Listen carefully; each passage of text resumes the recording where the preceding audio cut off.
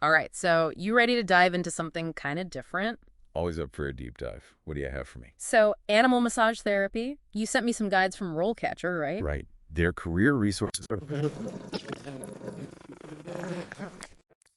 Not just like giving Fluffy a spa day, it's real healthcare for animals. It is. And it's a lot more in-depth than a lot of people realize, I think. You think so? I do. Right.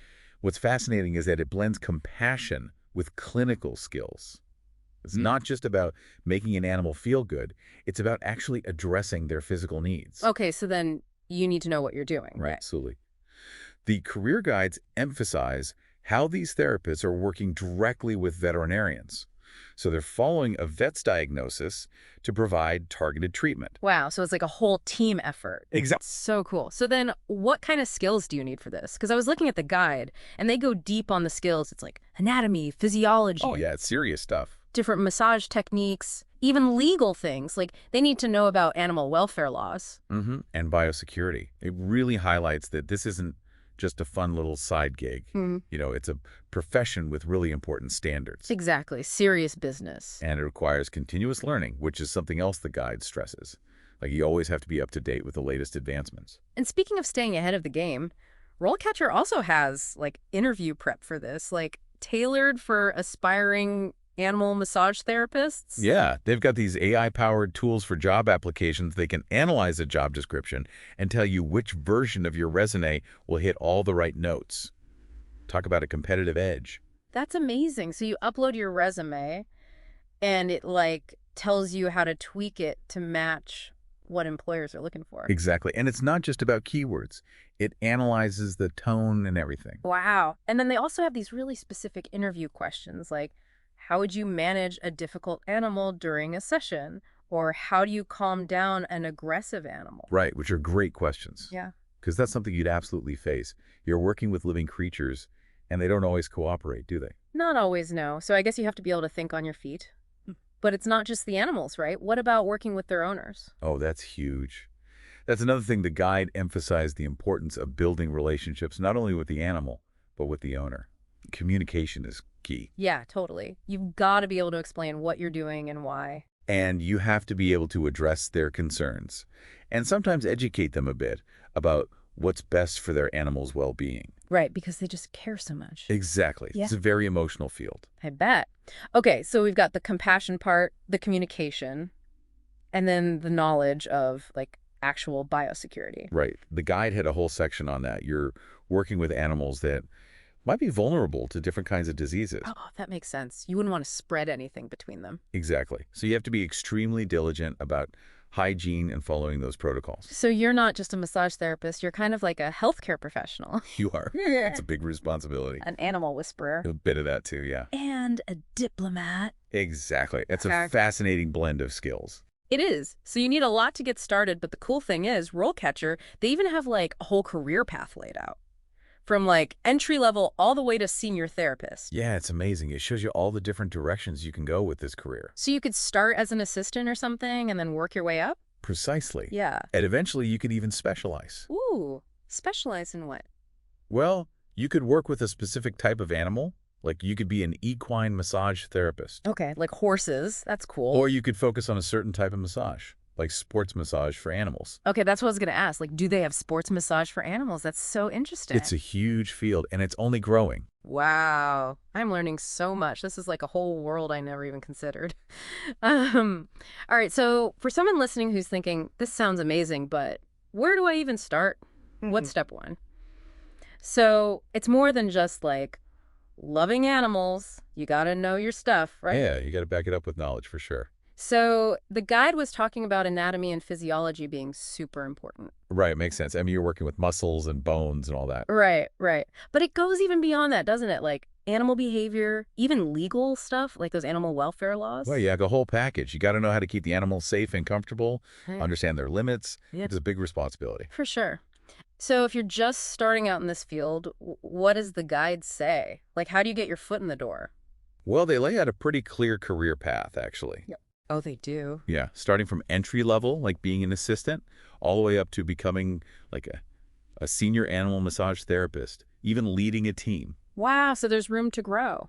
Absolutely. There's a lot of potential for advancement. You could start as an assistant, get some hands-on experience, really learn from those seasoned professionals. That makes sense, like an apprenticeship kind of thing. Exactly. And Yeah. then as you gain experience and confidence, you could start working more independently, developing your own treatment plans, consulting with vets. That's so cool. But the learning never stops, does it? Nope. The guide actually, they really emphasize the importance of continuous professional development, like going to conferences, keeping up with the latest research, all that good stuff. So you're always a student. In a way, yeah, which I think is cool. It keeps things interesting. Yeah, definitely. It's like you can always be learning new things. And you can even specialize, if you want. Oh, yeah, that's right. Like you were saying, equine massage. Or was it canine? Equine is horses. Hmm. But yeah, you could focus on a specific type of animal or even a specific type of massage, like geriatric massage or sports massage. Oh, that's right. They have sports massage for animals, too. So cool. So you could be like the go-to massage therapist for like agility dogs or something. Exactly. Or racehorses or police dogs. Wow. So many possibilities. There really are. It's an exciting field to be in. And RoleCatcher with those AI-powered tools, those could come in handy when you're first getting started. Totally. Especially if you're not sure how to, make your resume stand out. Right, like how they can tailor it to different job descriptions. That's so smart. It is. But even with the best tech, you still need those soft skills. The guide actually made a really good point about that. What's that? They really emphasize clear communication, not just with the vets, but with the pet owners too. Oh, yeah, that's huge. Especially because the animals can't exactly tell you what's wrong. Exactly. So you have to be able to read their body language, understand their cues, and then translate that for the owner.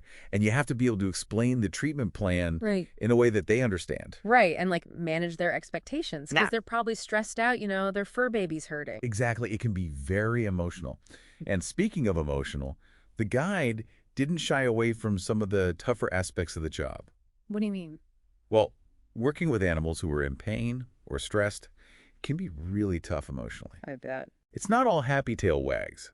You're dealing with living creatures who are hurting, and that can take an emotional toll on you. I can only imagine. So how do you deal with that? Like, do they have any tips in the guide? They touched on the importance of self-care, which is huge in any healthcare field, but especially one like this, where you're dealing with so much emotional weight. That makes sense. So you have to take care of yourself so that you can take care of your animal clients. Exactly. It's not just about preventing burnout. It's about showing up as your best self for those animals who need you. Okay, so we've covered the skills, the knowledge, the emotional intelligence needed to thrive in this career. But what about the actual work? Like, what's a typical day like? Well, that's where things get really interesting. The guide talks about how this career offers a surprising amount of flexibility, when it comes to your work environment. Okay, like what? Tell me more. Well, you could work in a traditional clinic setting, like a vet clinic or an animal hospital, Okay, yeah. but you could also, Or you could also, what? Don't leave me hanging. well, you could work for yourself, Hmm. like set up your own private practice. Ooh, be your own boss. Exactly. Or you could even offer mobile services. Mobile services, what's that? Like you go to the animals. Yeah. You could drive around, bring relief to animals right in their own homes. That would be amazing. You'd be like the animal massage therapist on wheels. Exactly. It's perfect for someone who values, flexibility and independence. Right, you'd set your own hours, make your own schedule. Exactly. And you get to meet a lot of different animals that way, too. Speaking of different animals, the guy also mentioned that you could specialize in certain areas of animal massage therapy. Oh, like what? Well, there's a growing need for therapists who specialize in working with senior animals. Oh, that makes sense. They probably need a different kind of massage. They do. Older animals, they might have arthritis or mobility issues. So it's like geriatric massage, but for your dog. Exactly. And then there's sports massage for animals. Wait, really? Like for racehorses? Racehorses, yeah, or agility dogs, or even working dogs like police canines. Wow, I bet those dogs would love a good massage after a long day of chasing bad guys. Right. It helps them recover from injuries, prevent future ones. That makes sense. Keep those canines in tip-top shape. Exactly.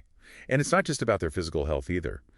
The guide talked about how animal massage can actually help with behavioral problems. Really? Yeah, especially in animals that have a history of trauma or neglect. Oh, wow. So it's like healing from the inside out. Exactly. It's a very holistic approach to animal wellness. It's amazing how much this field has grown. Like, I had no idea it was so in-depth. Right. And it's constantly evolving. There are new techniques being developed all the time, and the research is always expanding. So you never stop learning. Never. Which is what makes it so exciting. I bet.